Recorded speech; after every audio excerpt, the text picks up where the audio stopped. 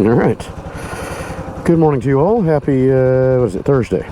Today was trash day. I just brought the trash out. I got a lot of branches down in my yard here from all the wind we've had the last few days, but luckily the yard crew is coming today and they'll make quick work of that, I think.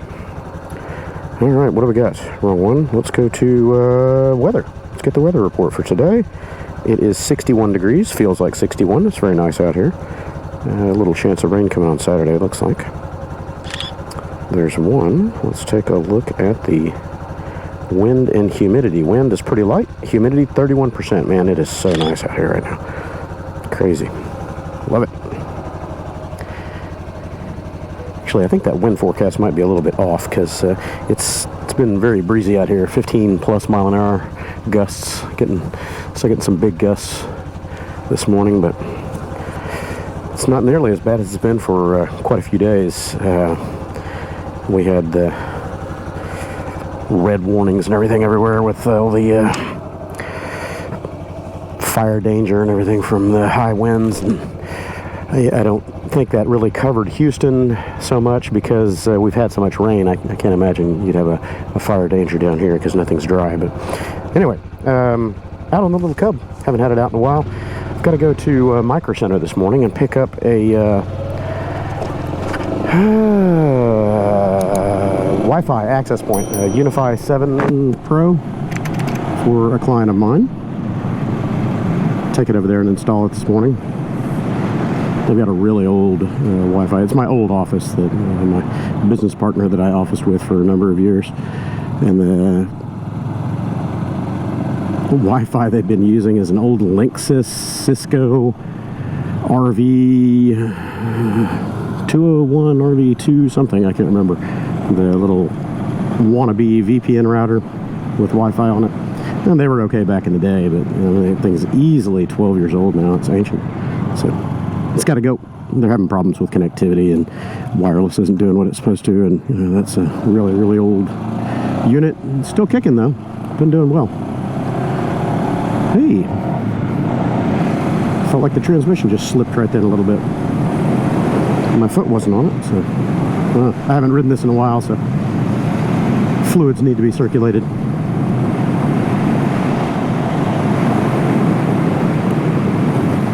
I need to take this thing apart and do that cam chain tensioner idler. Refresh the top end of it, maybe. We'll see when I pull it apart. But first, the PCX is my first mechanical chore. I've got to get that thing all put back together and road ready, because Cannonball is less than 3 months away, I think. At least the beginning of the trip is less than 3 months away.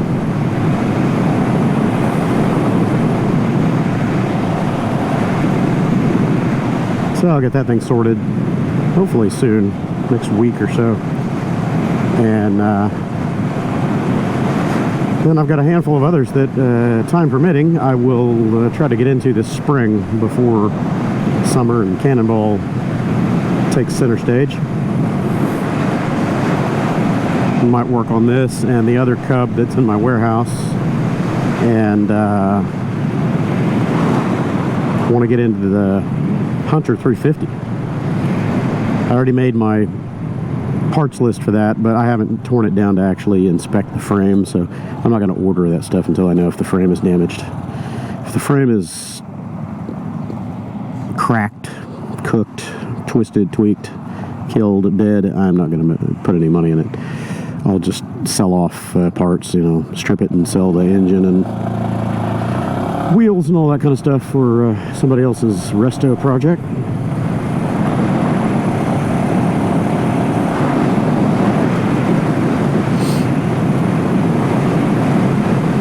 Yeah, it's not 5 mile an hour wind out here. It's a lot windier than that.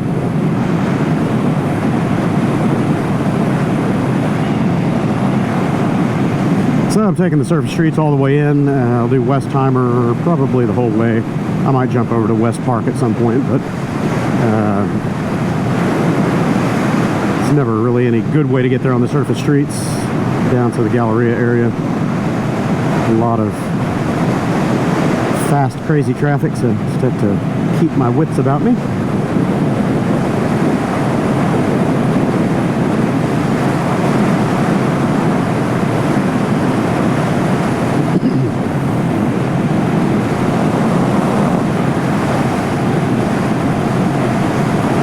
See what our wind vanes up here say about the wind. It takes about 6 to 8 knots to stand the flag out, so yeah, it's way more than 5 miles an hour. You can see the flags up here at this Armed Forces Memorial. It's blowing pretty good, about 12 miles an hour. It's a bit breezy. So I haven't decided which bike or scoot I'm going to take up to Circuit of the Americas at the end of the month for MotoGP. Let me know in the comments below what well, I should take. Should I take this again? Repeat its maiden voyage from 6 years ago? Well, 2019 is when I got this, and that's actually the last major event at COTA that I attended. I think I went back one other time with my son shortly after that, about 2 or 3 months later, and I can't remember what event it was, but my son and I went there, and we did the zipline ride and a couple of other things while we were there. I did recordings on that, so I'll have to go back and look at the dates of the recordings on that to know. But that was my last visit to COTA before C-19 set in and shut down the world schedules for everything. And that's also when COTA ran off with like $3,800 of mine. $3,800 and change. I had, what was it, 6 or 8 multi-packs. It was for all 5 major events of the season, so everything, MotoGP, Formula 1, everything. It was all an early bird pack that I got at the end of 2019. Discount pack and all that, and I bought the dry camping spot. I got all kinds of stuff. So anyways, a multi-pack of 5 tickets, 6 sets or 8 sets of those, whatever it was. And when C-19 happened, all the schedules were postponed. So they said, okay, well, no problem. You'll have your credits for when 2020 season rolls through. Okay, fine, no problem. And this was purchasing through COTA. They didn't use any third-party people or anything like that. So all of 2020 was still shut down, and then 21 came through, and suddenly everybody's credits just disappeared silently. What happened, apparently, I don't have documented evidence of this, but I think that whole group, they either went insolvent, they went bankrupt, whatever, that sold the tickets, you know, that business group within the Circuit of the Americas family. And they sold it off or transferred all of the assets or whatever over to Ticketmaster. So I lost all of my money except for one ticket. They gave me, I think it's $150 credit or something like that toward one event. That's it. So they just gobbled up $3,500 worth of my money. $3,600 and change, I guess, whatever it was. It pissed me off, and I haven't been back since. But I figure this year I want to get over there, do a little moto camping at MotoGP. So I went ahead and got my tickets for me and my son and the dry camping spot. So that is coming up. So anyway, back to the survey. What should I ride? Should I take this and repeat its maiden voyage from 6 years ago, or should I take one of the other scoots? I can take one of the big bikes. Excuse me. Take one of the big bikes like the 500X or the Rebel or whatever, but man, that's easy, man. That's easy. Gotta have some kind of challenge.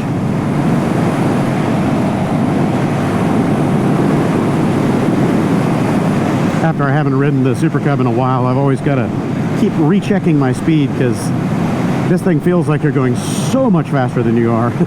Because there's nothing in front of you. There's no reference marker to give you relative speed. The dash and the handlebars on this thing are so low, it feels like you're pretty much resting your hands on your knees. The gauge is way down here, so this feels like 65 miles an hour, you know, but I know I'm only going 50.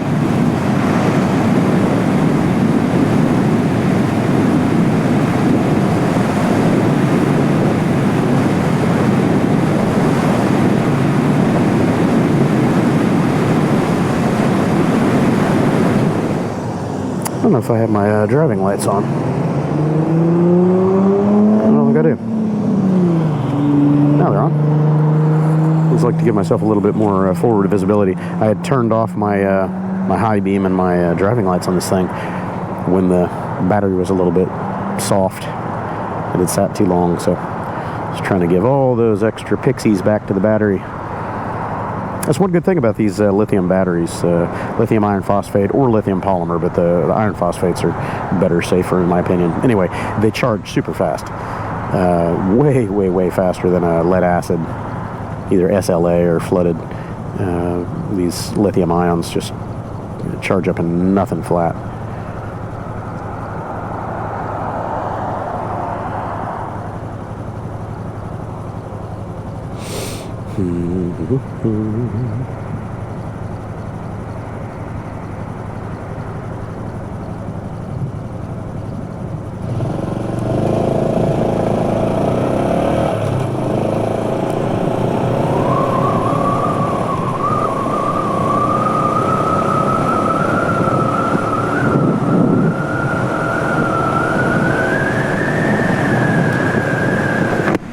Yeah, and on this little bike, it's got such small frontal area to it, and the headlight is not very large or bright, the LED on this thing, so I always try to ride with my high beam on, and these driving lights on the forks really do help with forward conspicuity. People see me a lot more. I notice that when I don't have them on, people are much more prone to pull out in front of me and just not notice that I'm there, but with driving lights on, it happens very infrequently. Well, let's say less frequently. This is Houston. Everybody pulls out in front of everybody driving like tools, but yeah. Blocks Media Vision. What is that? I don't know. There's a QR code. Zoom that up and scan that later. Figure it out. Blocks Media Vision. Huh.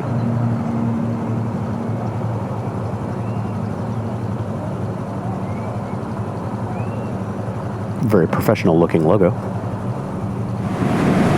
The Super Cub rides so much smoother than the Navi. It's plush. I'm like floating and bouncing a little bit with the rear suspension. The Navi's rear suspension is actually not all that bad. The front is what's much rougher on it, but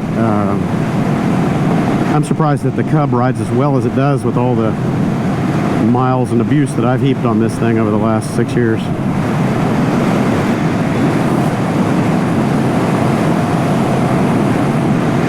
15,000 hard highway miles and touring. 10,000 of that was around the country in one shot.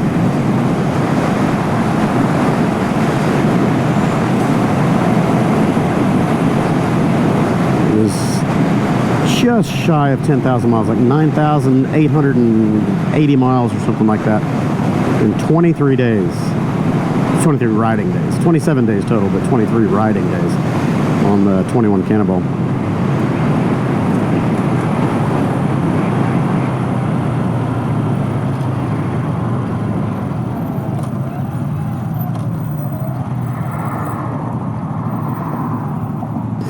Still riding pretty good. Rear shocks, I think, are getting a little soft on it. They've always been, best case, budget dampers. Very, very budget dampers. But I don't want to replace them because I like the blue shrouds, the spring shroud on them.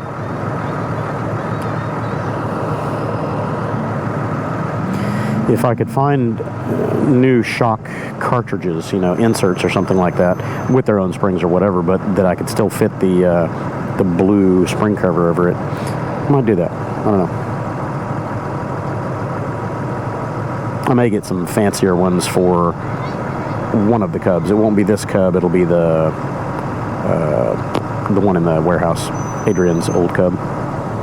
I would get maybe some better shocks for that. I do want to put a fork kit in this one though, for sure. So I'm going to order 2 of the fork kits, 150 or 160 bucks each, and that's springs, PD valve, and fork caps. You know, adjustable fork caps, but those don't do anything for these bikes because you can't reach them.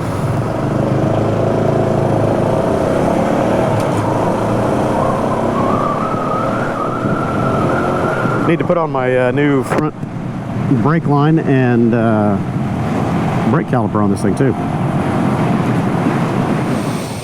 Still battling with this stuff in my chest a little bit, but at least my energy level is back. It's a good thing. Back to getting out and doing stuff and not feeling like I'm about to fall over. I still have a residual head infection, sinus, and I think it's ear infection. It keeps going back and forth between my ears and my sinuses, throat, so I need to get another Z-Pack. Probably. I don't want to do the shot of Rocephin in the butt. I hate that.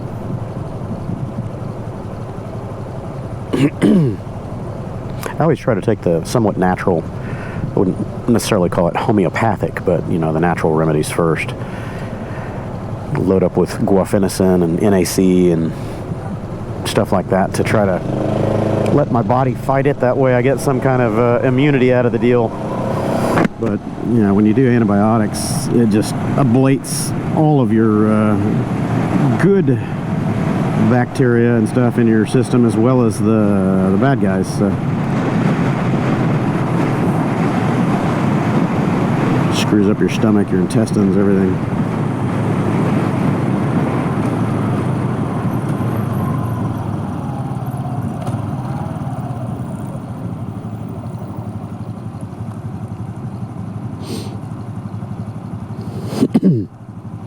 And I just never go to doctors unless I really need to. If I can avoid it, I'm self-pay. I don't have insurance, so it's not as much a cost management thing as it's I already know what they're going to tell me, and whatever they give me, it's just going to be some palliative care, and chances are the stuff's going to go away by itself anyway. So I'd much rather not put the chemicals in my body if I don't need them.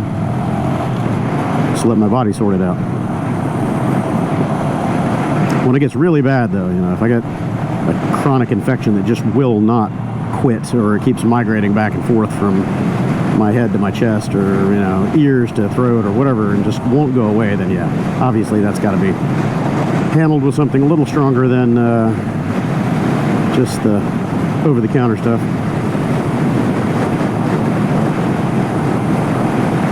My vision has been steadily declining, as it always does for people in their older years. I'm 54 this year, so I'm no spring chicken. But I had my eyes done. I had LASIK back in 2004, I think it was. 2003 or 2004. I have to look back on my records, but yeah, anyway. So 21 plus years ago, 21, 22 years ago. And for the first 10 plus years, my eyes were just razor sharp. I mean, eagle vision. I could read highway signs from over a mile out, no problem, and it was clear. I had better than 20/10 vision for a long time. So it started slowly declining between, years 10 and 15 after the surgery. And then over the last 5 or 6 years, it's just reaching critical mass. It's getting much, much worse. So I have never been back to an ophthalmologist or optometrist or anybody to have my eyes checked, because I really didn't need it. But now I do. My vision is getting bad enough that it's causing problems. So I went to a Whitset Vision Group in Katy. They came highly recommended. So I went over there to have them run the full checkup on my eyes, looking for glaucoma, looking for any problems, basically any kind of indication that I might need more surgery or different correction or something like that, and mainly to see if I was a candidate for a tune-up on LASIK. And as I kind of suspected, no, because I was already at maximum correction for LASIK when I did the surgery 20 plus years ago. So they haven't really changed the borders of that, as far as what the acceptable limits are, because it's all based on, optomechanics. Your pupil size has to be within a certain diameter for the corrections to be able to happen based on your vision correction, whatever it is. So yeah, anyway, so long story short, I can't do the LASIK tune-up. They don't recommend it anyway. and my vision is decreased enough that I need intraocular lenses, so IOLs, basically cataract surgery, where they go in and they replace the lenses in your eyes.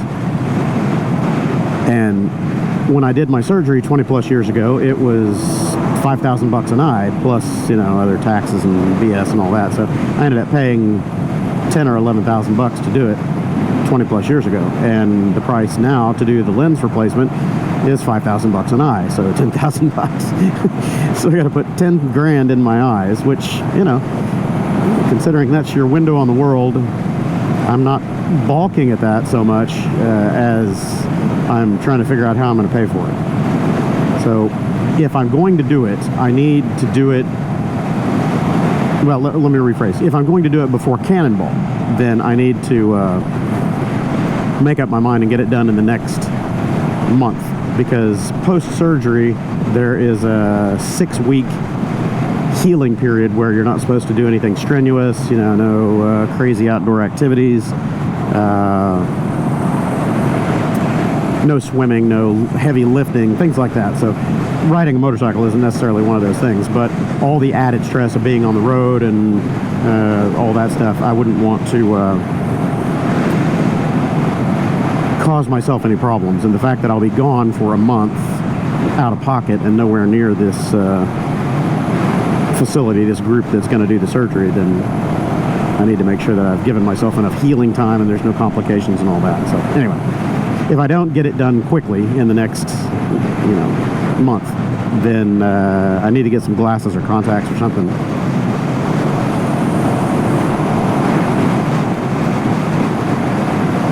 I hate glasses, but I'm not real keen on contacts for such a long trip. I mean, I would have to have both. I would need to get both glasses and contacts. There's just no way around it.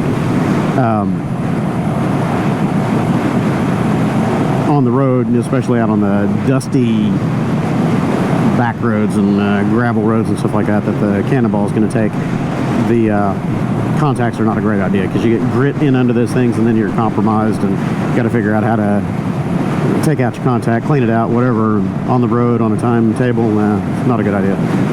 So glasses are the better, safer option.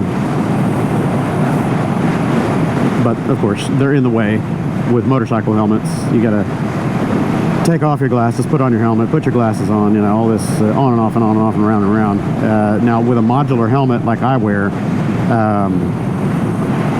you can generally leave your glasses on and then you're closing the face shield afterwards, like this showy. You can't put it on with the face shield down. It's a little bit too tight. So you're always opening it to get it on and off your head. So I don't know, that might be okay. I just don't have $10,000 plus to burn right now. Not on that. I need to get a car for the family before I spend $10,000 on my face. This guy is hyper aggressive for no reason. You can see it stop traffic. Where the hell are you going? Oh, on the phone. There you go. Yep, texting while driving and just driving like a tool.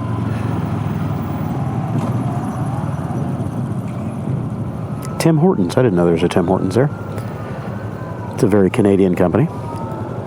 Wonder how they're going to do through all this tariff nonsense. Seems to be a lot of bad mojo and negative sentiment brewing between the populations. I won't get into the politics of it, but reciprocal tariffs, I don't really see a problem there. Makes perfect financial sense to me. And Canada taxes the heck out of our products coming in, so yeah. Stop and go gridlock at 10:30 in the morning.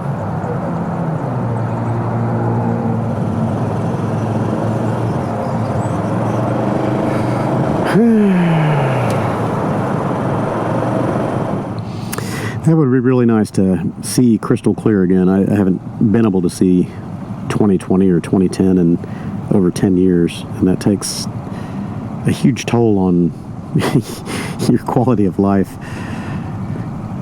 Much more acutely aware of it after you fix it, you know, whatever the issue is, glasses, contacts. LASIK, whatever. I remember the stark, drastic difference of how I felt and the things that I could do after my LASIK surgery 20 plus years ago. Because I was legally blind before correction. I mean, way past 2800. It was awful. My focal distance in my right eye was about the length of my thumb to the tip of my little finger. That was it. Outstretched hand. That was it. That was my focal distance to read newsprint. And then anything beyond that was just blurred out. And my left eye was about half of that. It was really bad. So I couldn't use my eyes together to read if I didn't have my glasses on or my contacts in or whatever. So I was just blind as a bat.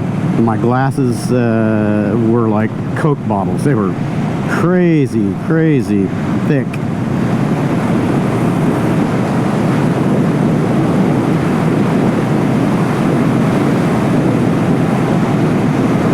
So I generally wore contacts instead because, thinner, smaller, lighter, and all that. But I have astigmatism, so I had to wear the toric lenses.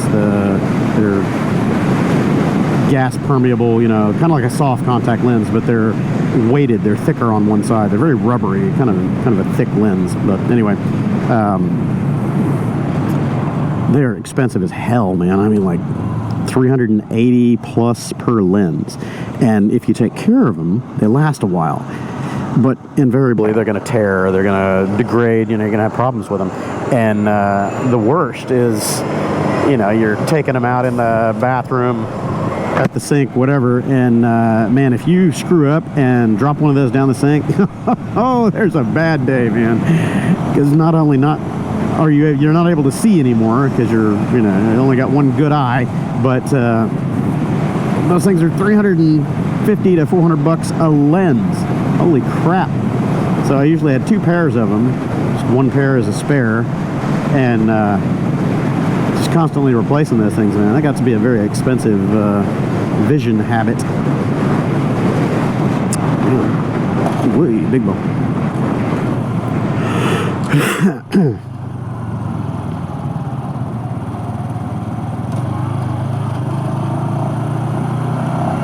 So when I had the LASIK done, oh my God, it opened up so many new possibilities for me. Not needing to worry about the lenses in my eyes getting dirty, and being able to wake up at night and just go do something. Go to the bathroom or go eat or whatever, and not have to put contacts in my face or glasses on, whatever. Drastic change of lifestyle. And whenever I would do all my motocross and all that kind of stuff, I was always wearing glasses because you can't wear contacts to do that. Not if you're smart, anyway.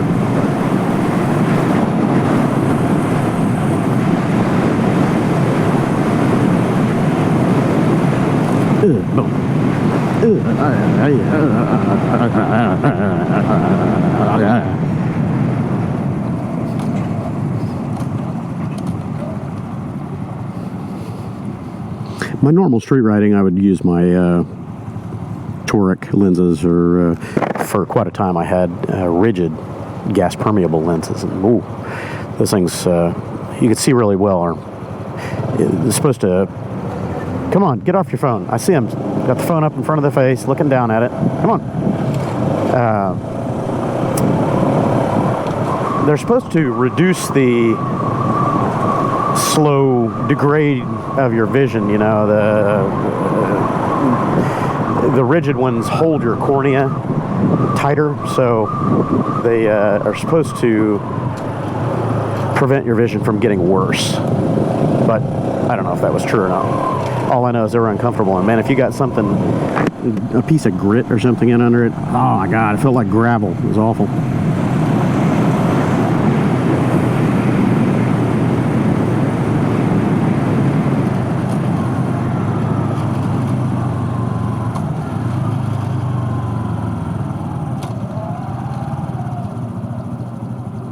No footer, no footer, no footer, no footer, no. Dang. I'm not that good.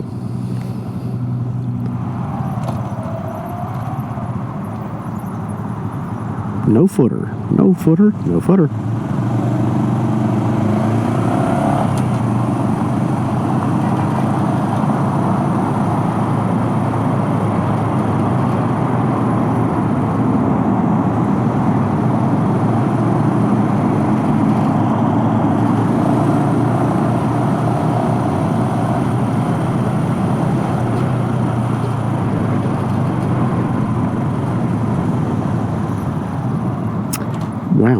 busy over here today. Man, look how packed MicroCenter is. NVIDIA had a new video card released. I think AMD is doing new releases right now as well, but the NVIDIA 5070, might actually consider getting that card because the sticker on it's only $599. That's cheap. That's not bad at all.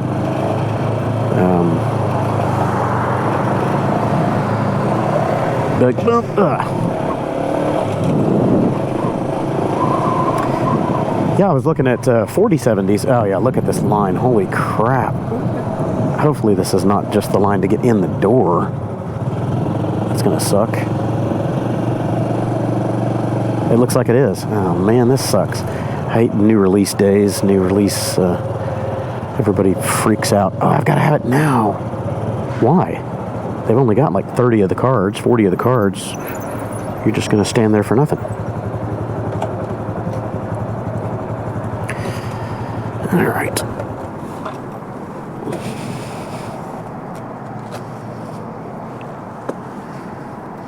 Well, I'll go stand in line. Fun. Okay, you guys have got to see this. The regular shopping, you can just walk right in. But this line is to get back to the video cards, and then this is the checkout line. This is going to suck. I think what I'm going to do is do an online order and just go pick it up over there so I don't have to wait through all this.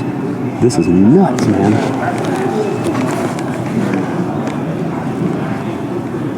Just got to get here to buy an access point and a switch. I need to stand here for all this. That's crazy.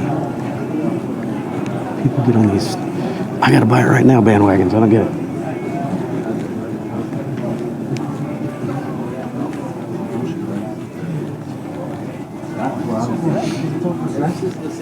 Yeah, this is to the counter to come back here to get video cards. Oh my God. Okay, so yeah, that checkout line was 35 minutes long, but they're actually cranking them out pretty good, considering how long that line was, how many people. They are cranking it today. And the big release, I thought, I'm a couple days behind. I thought it was the, the NVIDIA 5070. No, this was the AMD R2, whatever their 9800, 9700, whatever. I don't keep track of the cards anymore because I'm not a gamer, but that's what this is all about. And they got hundreds and hundreds of them, so good for them. Cool. Okay, well, on the road. Go over and do this access point. Such a waste of time, you know, the whole ride over here and then the waiting in line and all that. Such a productivity killer. Time is money, and I'm losing some.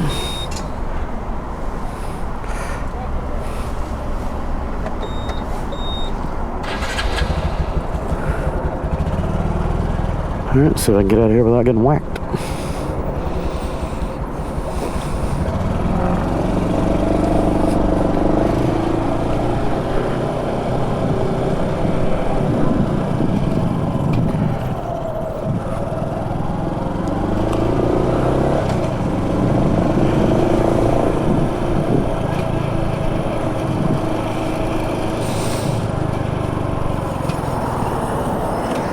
You guys' brakes don't sound good.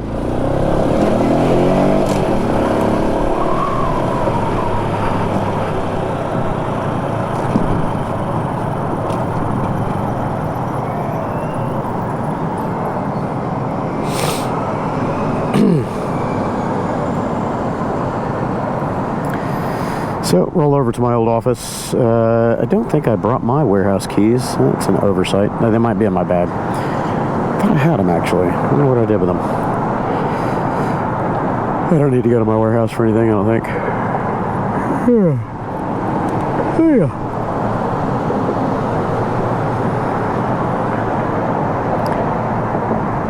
The homeless encampment that was there on the side of the embankment is gone. That was a strange situation. Somebody just decided they were going to set up permanent residence there. They were working the land and everything. They cleared out all the weeds, cleared out a big dirt patch, and they were flattening it to make it, more of a level spot for tent and whatever they were living in there. It was a very strange setup. First time I've ever seen that. Which is so much work and it's so visible. Why would you do that if you could just go up in these underpasses, you know, under the highways here? You know, I've seen the homeless camps that they actually build floors underneath the freeway joists and girders up there and set up a full-on little apartment up here in the rafters. It's crazy. But at least that's, you know, somewhat clandestine. It's not right out in your face and begging for the cops to come bug you.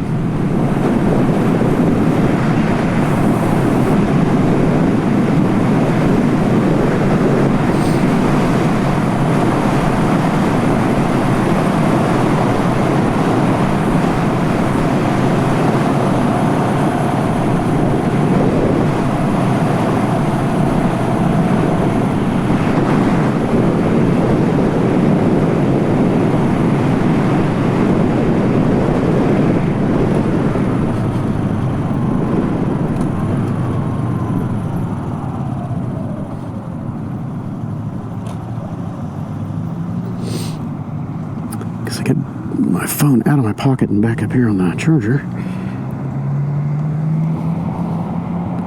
If I can line it up. Oh, nope, I'm gonna have to take the glove off.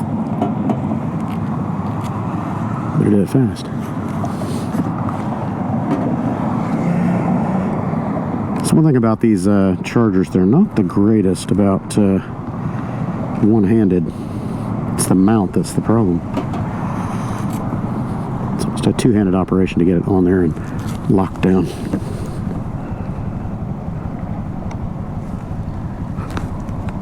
There it goes.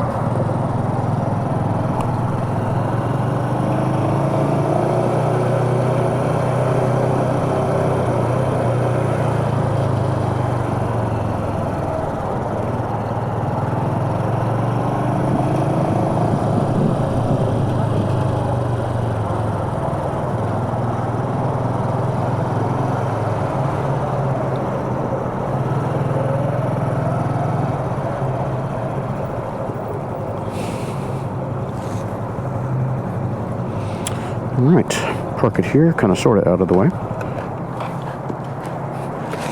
And go up and work.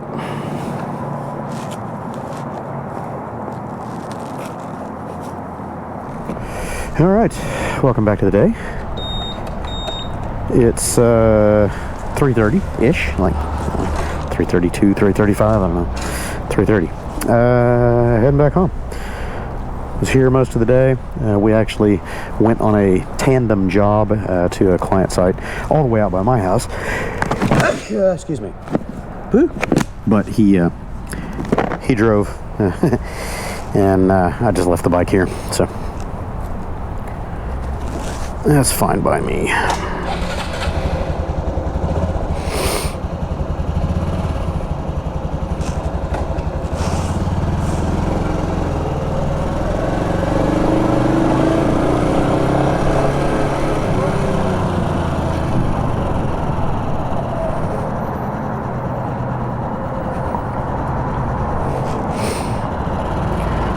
Well, I think I'm going to jump out here.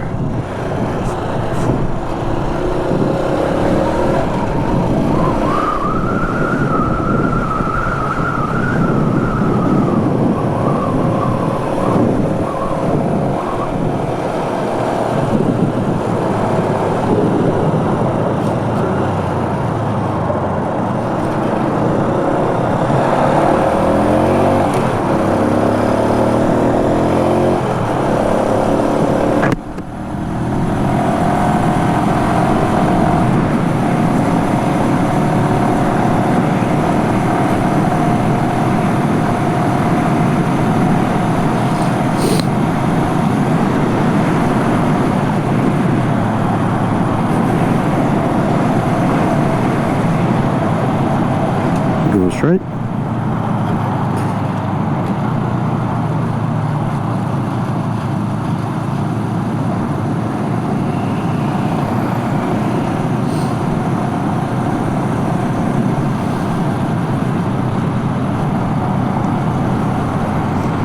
I'm doing on and off up here. These next several lights are going to suck.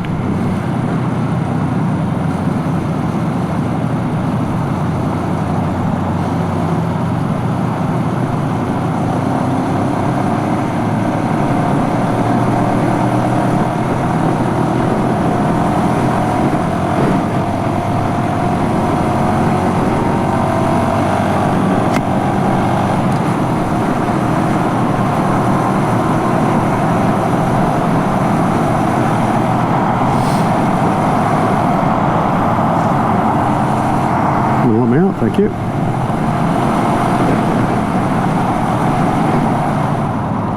3:30 in the afternoon, and I-10 already looks like this.